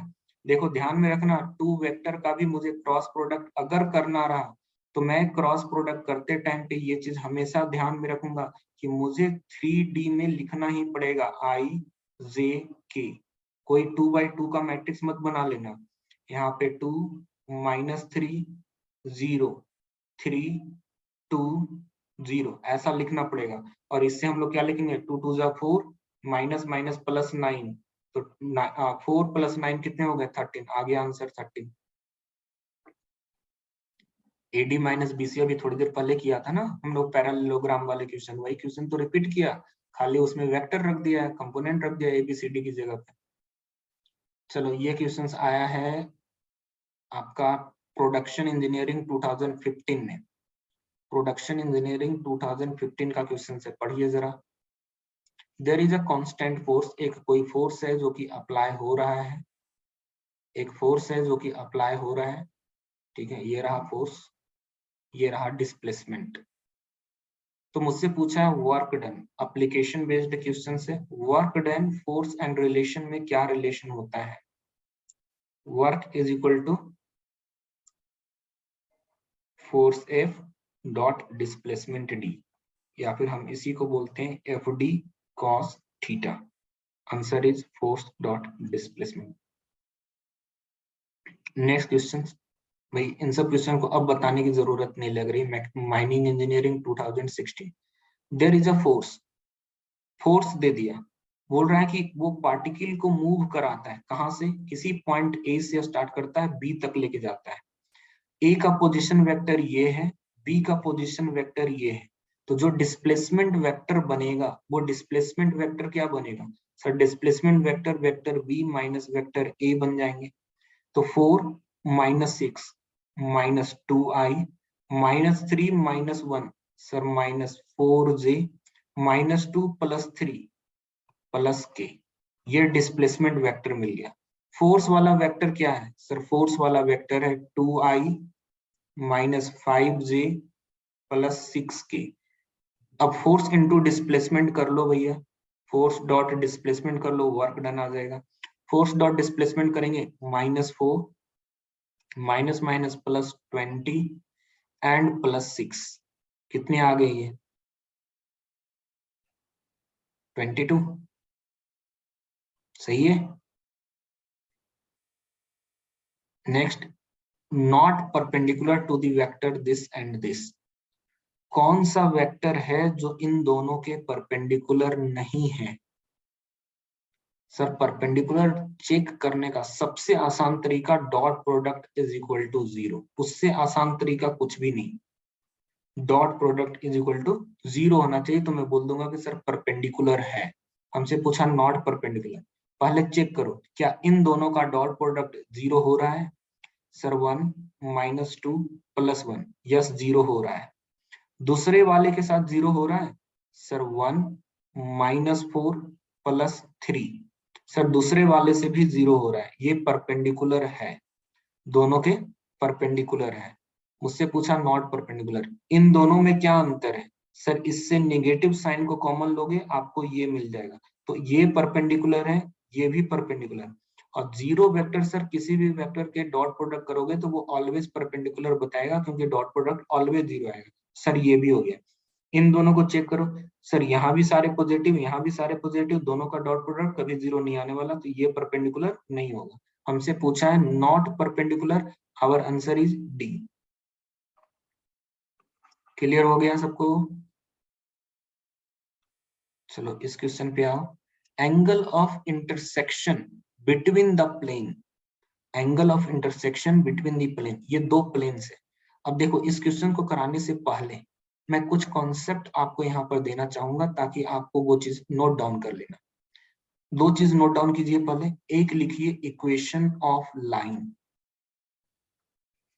Equation of line x - x1 upon x2 - x1 is equal to y minus y1 upon y2 minus y1 is equal to z minus z1 upon z2 minus z1।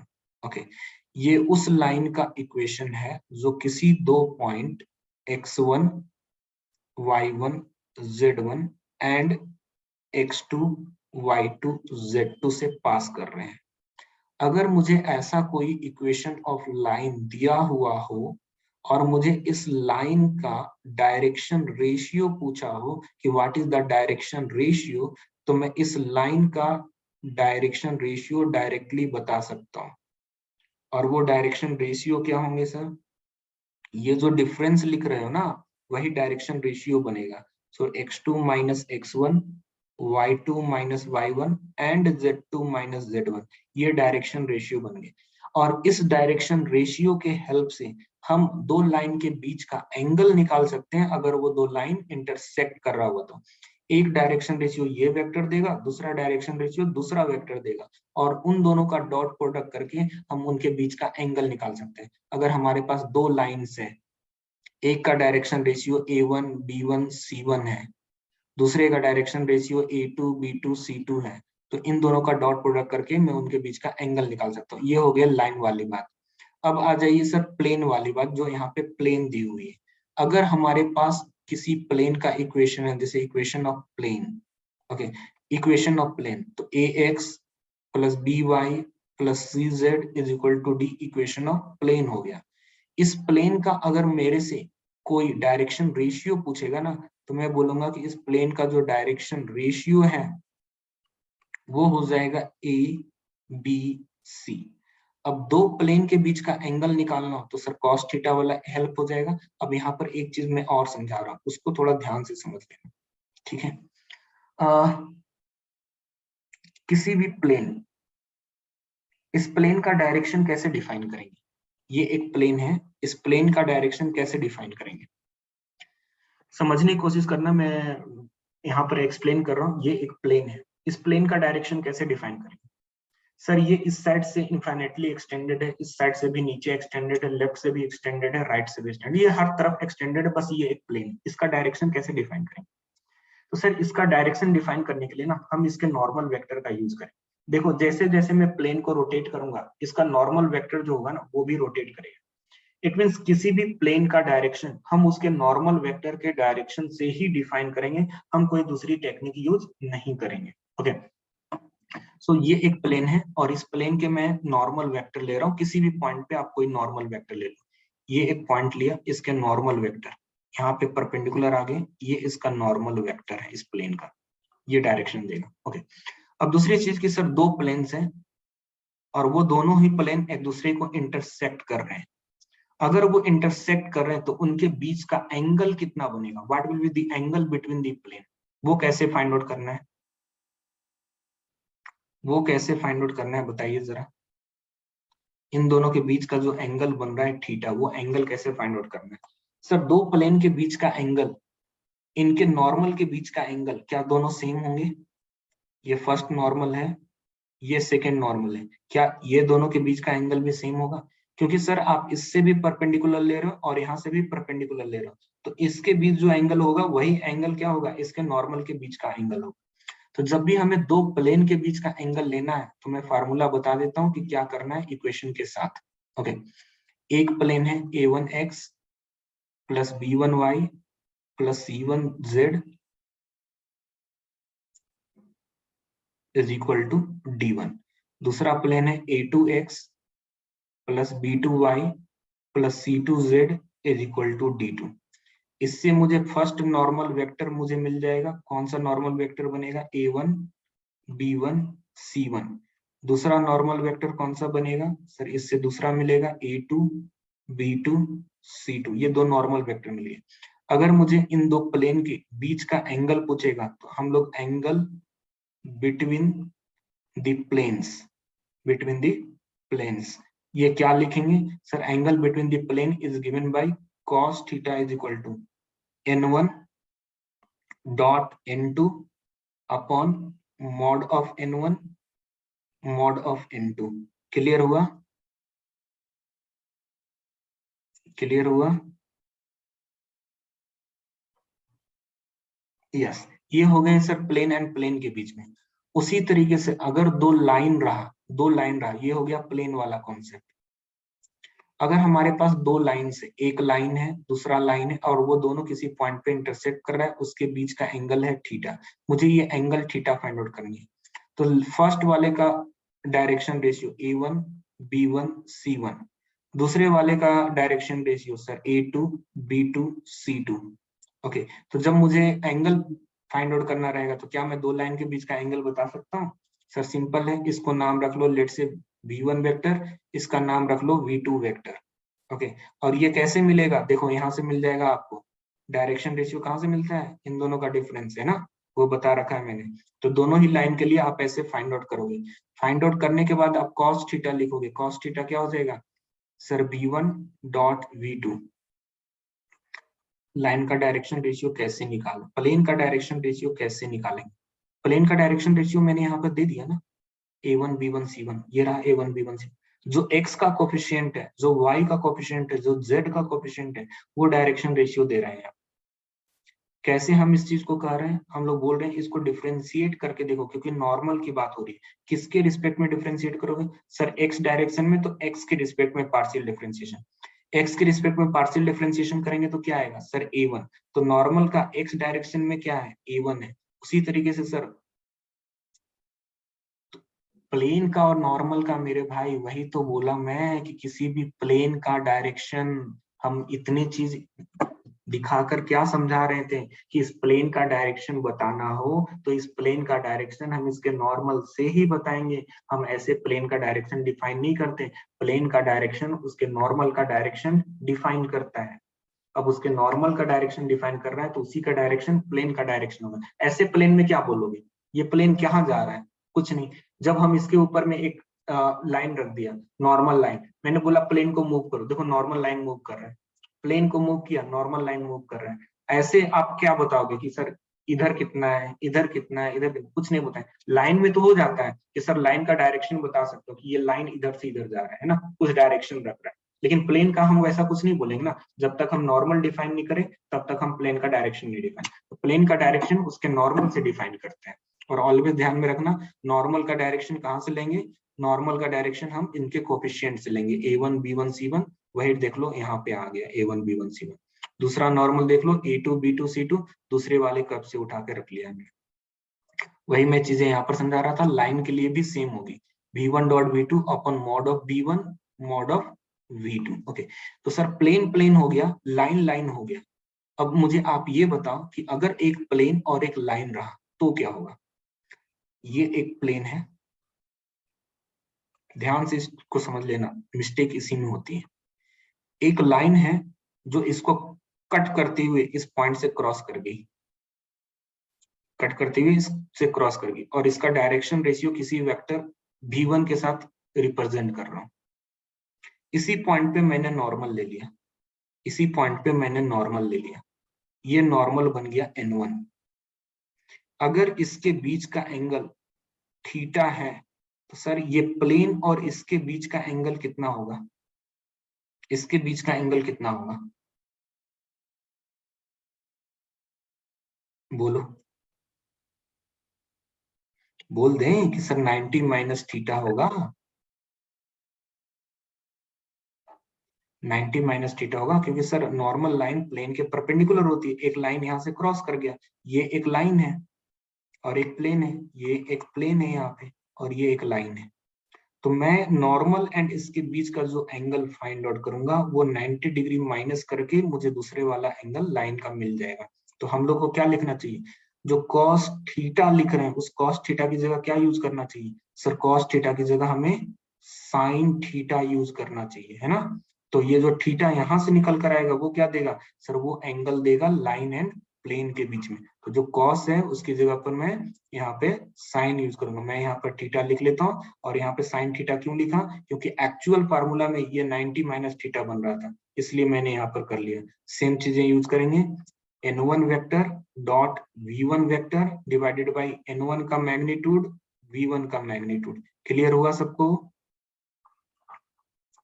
ये formula से directly हमें angle between the plane and line मिल जाएगा जब हम sine theta use करेंगे तो। अब आते हैं क्वेश्चंस पे। अब फाइंड आउट कर लोगे इन दोनों के बीच का एंगल, बोलिए अब हो जाएगा एंगल जी। इस पे आइए, बोला गया है कि ये सभी पॉइंट एक ही लाइन पे लाइज करते हैं। अगर एक ही लाइन पे लाइज करते हैं तो कैसे फाइंड आउट करें?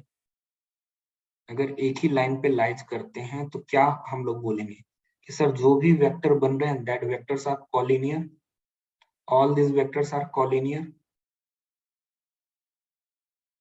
और अगर कॉलिनियर हैं तो एक वेक्टर पहले इन दोनों से बना लो। सर इन दोनों से वेक्टर बनाएंगे तो k minus 5 and 1 minus 5 is minus 4, एक वेक्टर ये बन गया। दूसरे से वेक्टर बना लो। सर दूसरे से बनाएंगे तो 10 माइनस k एंड 7 माइनस 1 6 बन गया। अगर ये दोनों वेक्टर कॉलिनियर है, एक ही स्ट्रेट लाइन पे है, तो इन दोनों का रेशियो क्या होगा? सेम होगा। Sir k minus 5 upon 10 minus k की वैल्यू माइनस 4 अपॉन 6 के इक्वल होगी।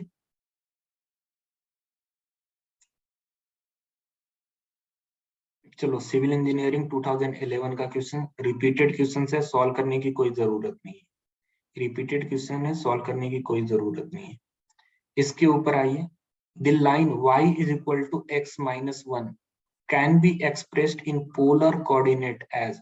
इसको पोलर कोऑर्डिनेट में हम कैसे लिख सकते हैं? बताओ जरा, कौन सा आंसर सही है? बेसिक कॉन्सेप्ट क्लियर होना चाहिए। पोलर कोऑर्डिनेट में लिखते कैसे हैं? x इक्वल टू क्या लिखते हैं हम लोग? Sir r cos theta. y is equal to क्या लिखते हैं? Sir r sin theta. ये पोलर कोऑर्डिनेट हो गया x एंड y का। पुट कर लो।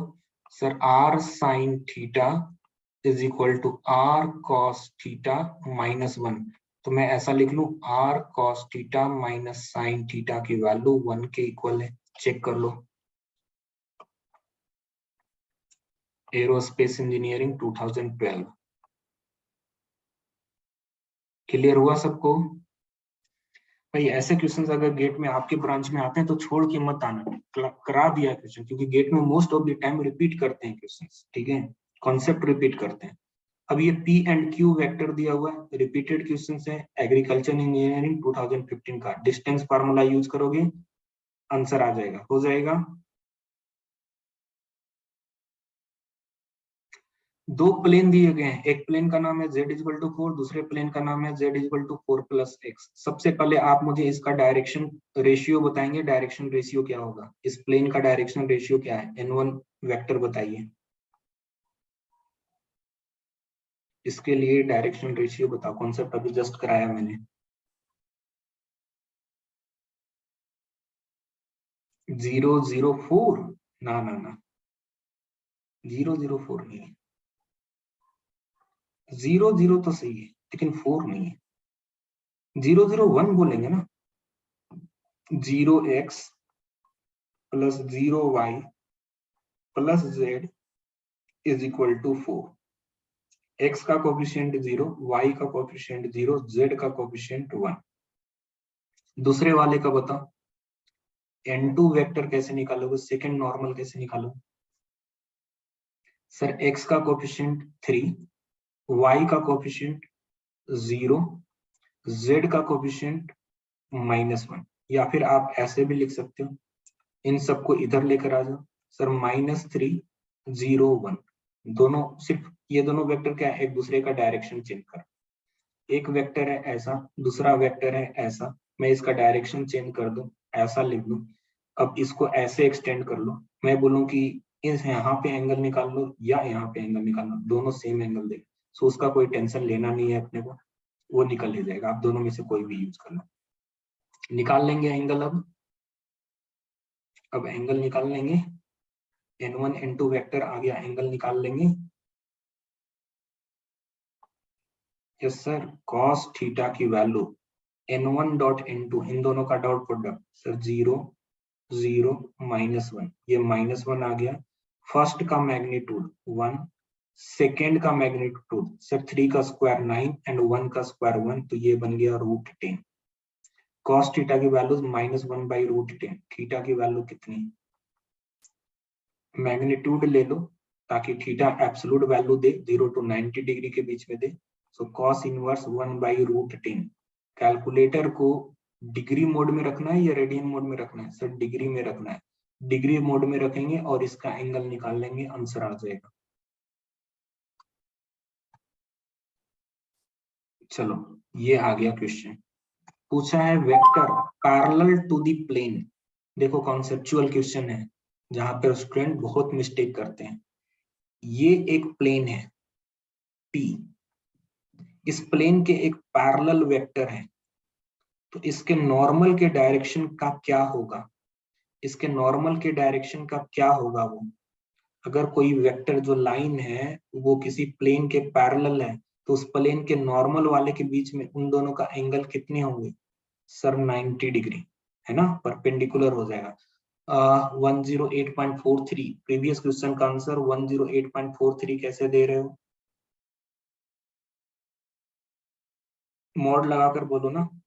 देखो दो लाइंस है, ठीक है, अगर यहाँ पे एंगल 108 पॉइंट समथिंग बना रहे हो तो ये स्मॉलर वाला एंगल दे दो ना, स्मॉलर वाला एंगल दे दो ना, स्मॉलर वाला एंगल देना हमें अच्छा रहेगा, ठीक है। नीचे आइए, इस क्वेश्चन पे हम लोग थे, कैसे फाइंड आउट करें? सर इसका डायरेक्शन रेशियो क्या है? 3 -2 1। यहाँ से डायरेक्शन रेशियो निकालो। सर 90 डिग्री का angle, it mean dot product 0 आना चाहिए, तो डॉट प्रोडक्ट इन दोनों का चेक करो, किसका आंसर 0 आ रहा है? सर 3 -2 -1, 3 -2 -1, डॉट प्रोडक्ट 0 हो गया, डॉट प्रोडक्ट 0 हो गया। 3 -2 -1, यस। दूसरे वाले का चेक करो, 3 3 9 +4, सर ये नहीं होगा। थर्ड वाले का चेक कीजिए, -3 -2 -1, सर ये भी नहीं होगा। 3 3 9 +4 +2, सर ये भी नहीं होगा। एक ही ऑप्शन सही है ना, आंसर इज ए। कॉन्सेप्ट समझ में आना चाहिए, एक प्लेन है उसके पैरेलल एक वेक्टर है, इसका प्लेन का डायरेक्शन हम इसके नॉर्मल से देंगे, नॉर्मल से देंगे तो नॉर्मल के वो परपेंडिकुलर हो जाएगा। डॉट प्रोडक्ट क्या करना पड़ेगा? सर 0 करना पड़ेगा। इस क्वेश्चन पे आइए, there are two vectors v1 and v2. v3 is a vector that is perpendicular to the both v1 and v2. दोनों के परपेंडिकुलर है, v1 के भी परपेंडिकुलर है, v2 के भी परपेंडिकुलर है, वो कौन सा वेक्टर होगा? देखो ऑप्शन में, देखो बताओ कौन सा आंसर है। पेन चलाने की जरूरत नहीं है भाई, इन सब में क्लास में कराया हुआ कॉन्सेप्ट है ये सब। डी आ गया ना आंसर, सॉल्व करने की जरूरत कहाँ है? सर v1 क्रॉस v2 का किसके परपेंडिकुलर होता है? Sir v1 cross v2 v1 के परपेंडिकुलर होता है, v2 के परपेंडिकुलर होता है, इसके अलजेब्रिक सम के परपेंडिकुलर होता है। In the plane of a and b जितने भी वेक्टर होंगे उन सबके परपेंडिकुलर होता है। उसका यूनिट नॉर्मल वेक्टर निकालना तो कैसे? v1 cross v2 upon magnitude. So answer is D. Next question, direction cosine बताना है इस वेक्टर का, इस वेक्टर का डायरेक्शन कोसाइन बताना है। तो दिए हुए वेक्टर का सबसे पहले मुझे डायरेक्शन रेशियो देखना पड़ेगा। सर डायरेक्शन रेशियो 3 -2 6, इस वेक्टर का मैग्नीट्यूड कितना होगा? जरा मैग्नीट्यूड बताइए। 3 3 9 +4 +36, सर मैग्नीट्यूड 7 है। इस वेक्टर को 7 से डिवाइड कर लो। सर 3/7 -2/7 6/7, ये जो वेक्टर आ गया ये क्या कहलाएगा? सर डायरेक्शन कोसाइन कहलाएगा। कौन सा ऑप्शन मैच किया? ए।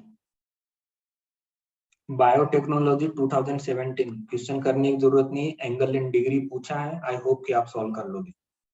एक्स एंड वाई दो वेक्टर पूछा है, डॉट प्रोडक्ट करके एंगल निकाल लेंगे। इस क्वेश्चन पे आओ जरा, ये अच्छा क्वेश्चन है कंप्यूटर साइंस 2017 का। There are two vectors u and v, ये दोनों ही वेक्टर r स्क्वायर में है, मतलब xy प्लेन कंसीडर कर सकते हो। उनका इक्विलिडियन नॉर्म, इट मींस मैग्नीट्यूड की बात कर रहा है कि एक का मैग्नीट्यूड दूसरी की मैग्नीट्यूड के डबल है, एक का मैग्नीट्यूड दूसरी के मैग्नीट्यूड के डबल है। What is the value of alpha such that w is equal to u plus alpha v? Bisect the angle between u and v. उन दोनों के बीच का एंगल को बाइसेक्ट करता हो, उसके लिए अल्फा की वैल्यू कितनी होनी चाहिए? चलो लिखते हैं। Sir this is a vector u and कोई वेक्टर v है। चलो मैं v यहाँ पे लेता हूं ताकि आसानी से मैं लिख पाऊं। यहाँ पे मैं v ले लेता हूं, this is a vector v, और u जो वेक्टर है ना वो v से काफी बड़ा है, मतलब डबल में है, ये u ले लिया। u का मैग्नीट्यूड v के मैग्नीट्यूड से डबल है। अब एक नया वेक्टर बना रहा है w equal to U plus alpha v, w equal to U plus alpha v। अगर मैं w equal to U plus alpha v आपसे पूछूं तो सर वो u एंड v का अलजेब्रिक सम है। दो वेक्टर का अलजेब्रिक सम क्या उसी प्लेन में कहीं पे होगा? से यस और नो। किसी भी दो वेक्टर का अलजेब्रिक सम सर उसी की प्लेन में होगा। अब मुझसे बोला कि वो बाइसेक्ट करना चाहिए, किसको बाइसेक्ट करना चाहिए? u एंड v के बीच के एंगल को बाइसेक्ट करना चाहिए। तो सर वो यहां से निकल कर जाएगा, ये रह गया w is equal to U plus alpha v, u plus alpha v। बोल रहा है कि ये बाइसेक्ट कर रहा है, मतलब यहाँ और यहाँ का एंगल इक्वल इक्वल है। अब बताओ अल्फा की वैल्यू क्या लेनी पड़ेगी? अल्फा की वैल्यू क्या लेनी पड़ेगी जिससे कि ये रिलेशन सेटिस्फाई करे, थीटा थीटा एंगल दोनों के बीच में सेम सेम एंगल बने।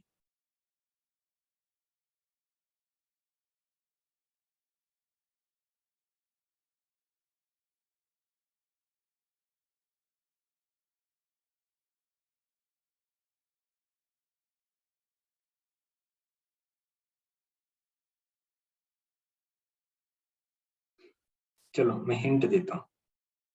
लेट से इसका मैग्नीट्यूड k है, तो इसका मैग्नीट्यूड कितना होगा? u का मैग्नीट्यूड कितना होगा?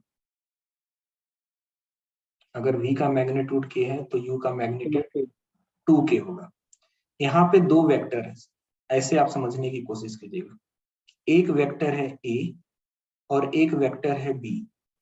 मैं बोल दूं कि दोनों इक्वल मैग्नीट्यूड का है, दोनों इक्वल मैग्नीट्यूड का है, तो इसका जो रिजल्टेंट होगा, इसका जो रिजल्टेंट होगा वो a प्लस बी होगा और इन दोनों के बीच का एंगल इक्वल इक्वल होगा। करेक्ट? Correct, yes. अब इसी कॉन्सेप्ट को समझने की जरूरत है हमें कि मैं यहाँ पर अल्फा की वैल्यू क्या लूं कि ये वेक्टर और ये वेक्टर दोनों इक्वल मैग्नीट्यूड के हो जाए। मैं यहाँ पर वेक्टर और यहाँ पर वेक्टर अल्फा की वैल्यू क्या लूं कि इन दोनों का मैग्नीट्यूड इक्वल इक्वल हो जाएगा। नहीं रमना, फिर से सोचिए। v का मैग्नीट्यूड k है, u का मैग्नीट्यूड 2k है, तो मैं यहाँ पर जो वेक्टर ले लूं सर इसका मैग्नीट्यूड क्या है? सर u का मैग्नीट्यूड 2k है। अल्फा v का मैग्नीट्यूड कितना हो जाएगा? सर अल्फा v का मैग्नीट्यूड अल्फा k हो जाएगा, अल्फा k हो जाएगा। अब यहाँ पर अल्फा की वैल्यू क्या लूं? u का मैग्नीट्यूड 2k है, v का मैग्नीट्यूड k है। अल्फा की वैल्यू क्या लूं कि इक्वल हो जाएगा? 2 लेंगे ना। क्लियर हुआ सबको? इक्वल बना लेंगे दोनों का तभी तो बीच से पास करेगा।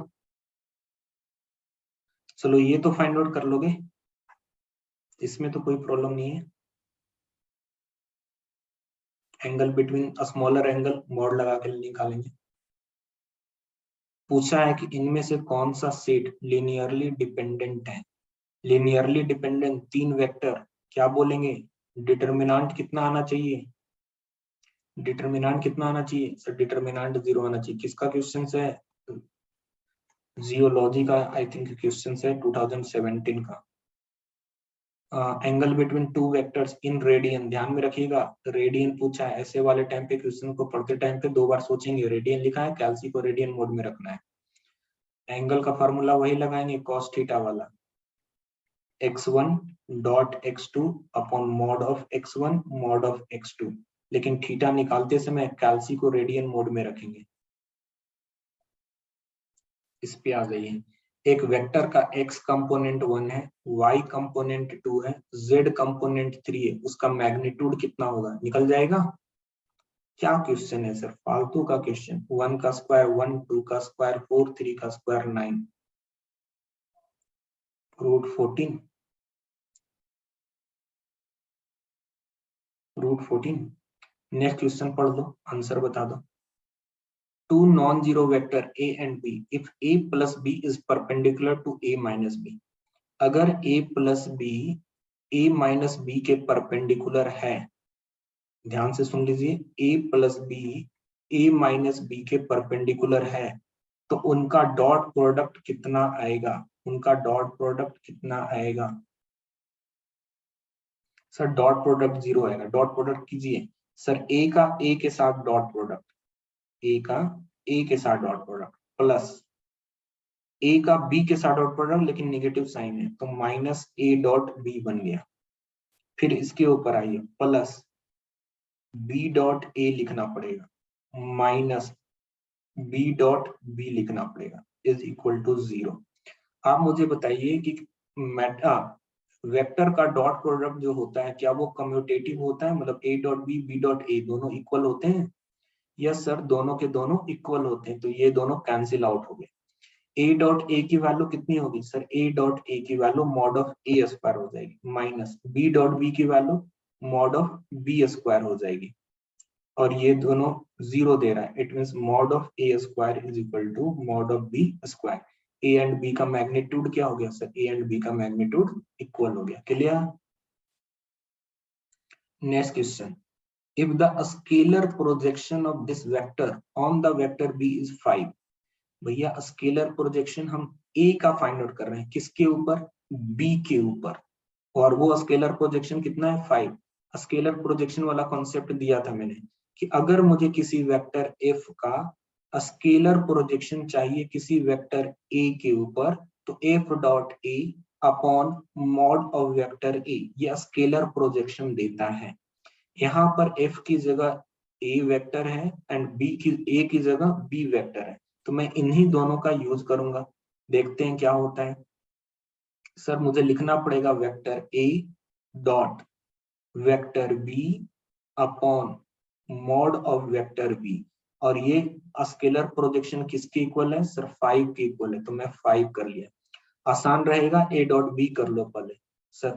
3 into 2 6 beta into -2 beta and sorry, यहाँ पे जल्दीबाजी नहीं, 3 इंटू 2 6, ये जो बीटा दिख रहा है वो k के साथ है, यहाँ k के साथ कितना है? 1 है, तो प्लस बीटा आ गया, divided by mod of b। Mod of b कितने सर? 2 2 जा 4, 2 2 जा 4 एंड 1, सो 9 का square root 3 is equal to 5 है। 6 प्लस बीटा की वैल्यू 15 के इक्वल है, तो बीटा की वैल्यू कितनी हो गई सर? बीटा की वैल्यू 9 हो गई, है ना? बी आंसर आ गया। चलो ये पढ़ लो, ये क्वेश्चन क्लास में कराया है वैसे मैंने, तो ये क्वेश्चन क्लास में कराया है वैसे तो। बोलिए, a and b be two distinct vector that are not parallel. बोल दिया है कि a एंड b दो अलग अलग वेक्टर हैं जो पैरेलल नहीं है। अगर वो पैरेलल नहीं है तो a क्रॉस b किसके इक्वल होगा? अगर पैरेलल होता, अगर पैरेलल होता तो a क्रॉस b किसके इक्वल होता सर? a क्रॉस b 0 के इक्वल हो जाता। अगर पैरेलल होते हैं तो a क्रॉस b की वैल्यू 0 के इक्वल हो जाती। भाई लाइट चली गई है, इसलिए अगर फेस नहीं दिख रहा होगा तो कोई बात नहीं, बाकी चीजों समझ लेना। a क्रॉस b की वैल्यू 0 के इक्वल है। ओके, लेकिन सर यहाँ पे नॉट पैरेलल बोला, it means not equal to 0, तो हम पहले ही ले लें कि यहाँ पर हम ऐसे लिखेंगे नहीं डायरेक्टली। ओके, क्रॉस प्रोडक्ट जो होगा, ये जो क्रॉस प्रोडक्ट होगा, क्या वो a के ऑर्थोगोनल एलोन होगा? क्या ऐसा है कि सिर्फ a के परपेंडिकुलर हो? नहीं। क्या ऐसा है कि सिर्फ b के परपेंडिकुलर हो? नहीं। क्या ऐसा बोल सकता हूँ कि orthogonal to a plus B हो?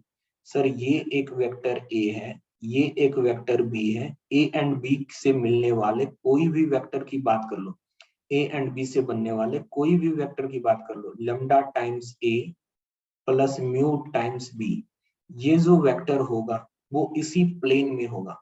और क्रॉस प्रोडक्ट क्या होता है सर? इसी प्लेन के परपेंडिकुलर होता है, इसी प्लेन के परपेंडिकुलर होता है, a क्रॉस b होता है। तो सर देख लो इसके लिए होगा, हाँ ये होगा, ऑप्शन 1 सही होगा। अगर इसमें से एलोन एलोन वर्ड हटा दो ना, तो सर b भी सही हो जाता, d भी सही हो जाता। सिर्फ एलोन होने के कारण बी एंड डी दोनों रॉन्ग हो गए। क्लियर हुआ सबको? वर्क डन निकाल लेंगे, देख लो वर्क डन निकल जाएगा। एक पार्टिकल है, उस पार्टिकल के ऊपर दो फोर्स लग रहे हैं, एक फोर्स P लग रहा है और एक फोर्स Q लग रहा है, जो किसी पार्टिकुलर को पार्टिकल को A से B तक मूव करा रहा है। तो पूछ रहा है कि रिजल्टेंट फोर्स है P प्लस Q, उस रिजल्टेंट फोर्स को A से B तक मूव कराने के लिए वर्क डन कितना करना पड़ेगा? सर वर्क डन की वैल्यू कितनी होगी? Work done is equal to force time displacement, है ना, force time displacement, dot product करना पड़ेगा। फोर्स का रिजल्टेंट P प्लस Q, इन दोनों को ऐड कर लो, मिल जाएगा, है ना। मैं वही तो बताया ना चंद्र, लाइट चला गया है अभी थोड़ा, ठीक है, इन्वर्टर भी डाउन है तो कुछ दिखेगा नहीं मेरा फेस। लैपटॉप चालू है, इंटरनेट चालू है, क्योंकि दोनों बैटरी पे चल रहा है अभी। चलो इसके ऊपर आते हैं, स्फेरिकल कोऑर्डिनेट सिस्टम। ये हम लोग आगे जब पढ़ेंगे वेक्टर लाइन इंटीग्रल, वहां पे मैं समझाऊंगा, तो उसके बाद कर लेंगे ये क्वेश्चन, ठीक है। तो इस क्वेश्चन को थोड़ा होल्ड पे रख लो, वैसे करने का कर सकते हैं अभी, लेकिन मैं मजा किरकिरा नहीं करना चाहता इसके लिए, क्योंकि वहां पर बताने के लिए कुछ बचेगा नहीं मेरे पास फिर।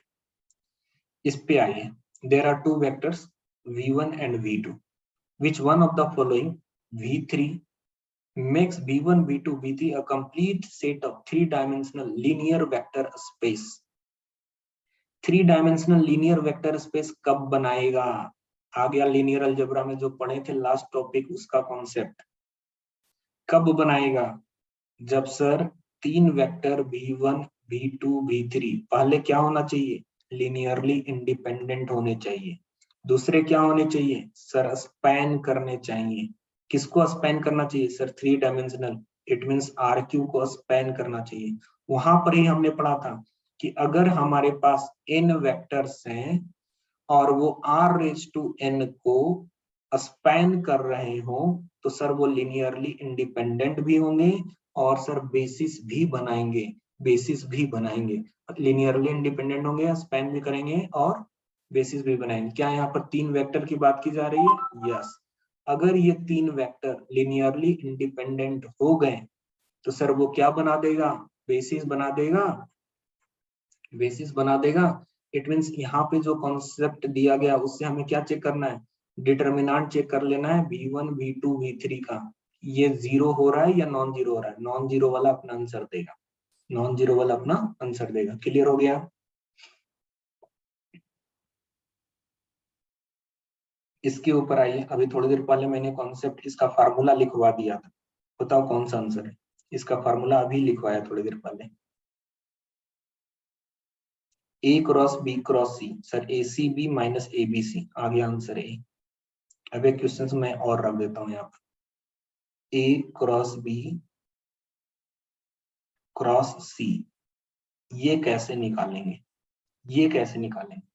सर मैं पहले यहाँ पे निगेटिव साइन लगाकर, क्या मैं ऐसा लिख दूं, C cross A cross B?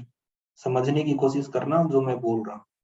दो वेक्टर हमारे पास अगर A क्रॉस B होते हैं तो मैं इसको ऐसा लिख सकता हूँ minus of B cross A, location change करके। तो मैं C को पहले लिख लिया, A क्रॉस B को बाद में लिख लिया, आ गया हमारा वो फॉर्मेट। ओके, ये आ गया।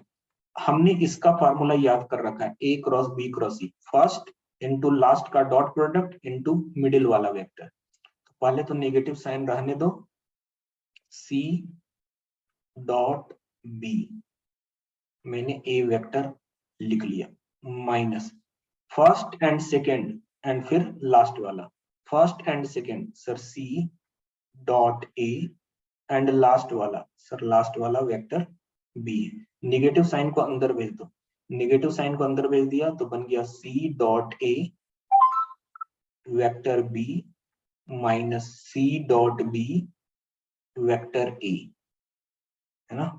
मैंने आपको इसलिए बताया कि बाय द वे इसका पोजीशन चेंज करके ब्रैकेट का पूछ दिया तो कैसे करना है वो चीजें मैंने यहाँ पर एक्सप्लेन किए। आंसर तो ये है, लेकिन इसको कैसे फाइंड आउट करेंगे वो ऑप्शन में हो सकता है A डॉट C लिखा हुआ है, B डॉट C लिखा हुआ है, मैट्रिक्स का डॉट प्रोडक्ट, वेक्टर का डॉट प्रोडक्ट कम्यूटेटिव नेचर का होता है, तो ए dot C C dot A दोनों सेम होंगे, B dot C dot B दोनों सेम होंगे। ये पोजीशन चेंज करने पे कोई फर्क नहीं पड़ेगा। क्लियर हो गया सबको?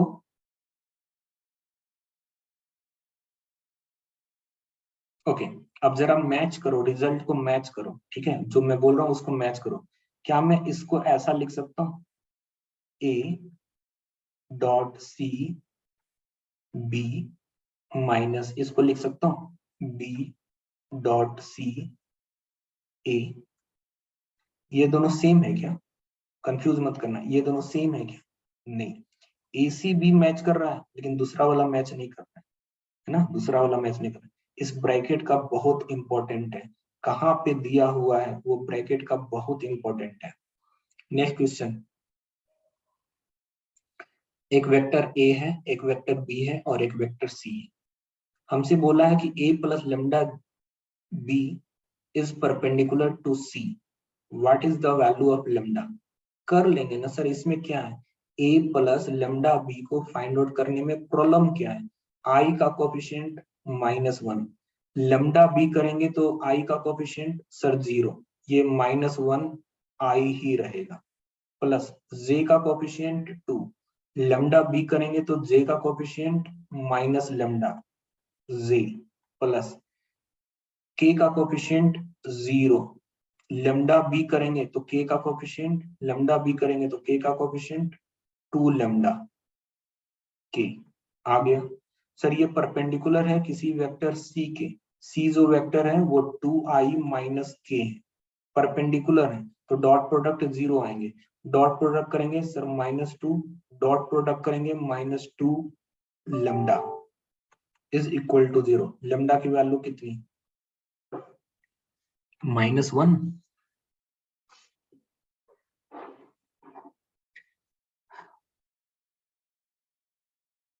परपेंडिकुलर है तो डॉट प्रोडक्ट 0 होगा ना मेरा भाई, a plus lambda B, a है -1 2 -1 2, b में लेमडा से मल्टीपल किया तो minus lambda in j and minus 2 lambda in k, 2 lambda in k। देखो यहाँ पर माइनस लेमडा है, यहाँ पे 2 लेमडा है। अब c क्या है, 2i minus k, dot product करना i का i के साथ -2, j का कोई टर्म है ही नहीं, k का टर्म है 2 लेमडा इंटू -1, तो -2 लेमडा, -2 लेमडा इज 0, तो लेमडा की वैल्यू कितनी, लेमडा की वैल्यू -1, तभी 0 हो जाएगा। नेक्स्ट क्वेश्चन, खत्म हो गई, फिनिश।